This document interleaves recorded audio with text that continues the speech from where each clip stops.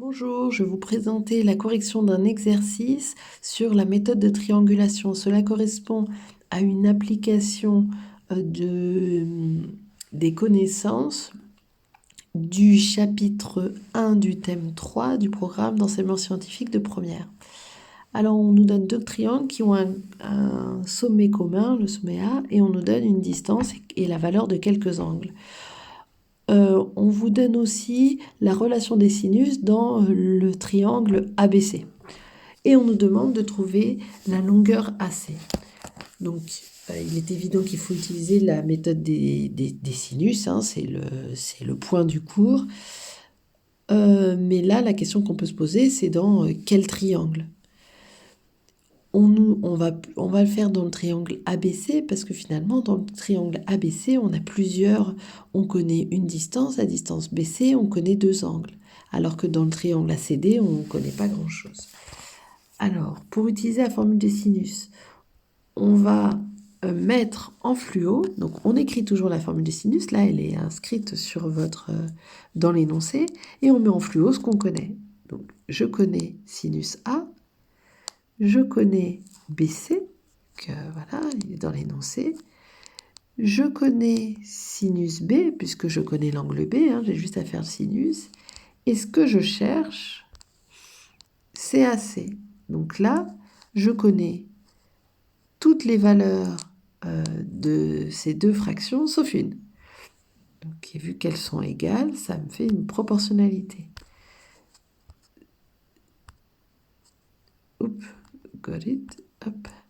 Donc, AC, bon, ben c'est en rouge, ça va être BC fois sinus B. Alors, c'est très moche, hein, c'est compliqué avec le stylo. Divisé par sinus A. Donc, on tape à la calculatrice, je le fais en même temps que vous, enfin non, je le fais en direct surtout. Donc, 100 mètres fois sinus 80 divisé par sinus 35. Et on nous dit d'arrondir au mètre, hein, donc AC égale 172 mètres. Donc ça, c'était pour la question 1. Pour la question 2, calculer l'angle CAD. Alors, j'ai ici, celui-là.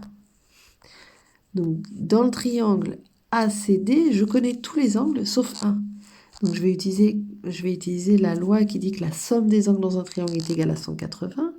Donc, CAD, ça va être 180 moins 130 moins 25. D'accord ? 180 moins 130 moins 25, on trouve 25 degrés.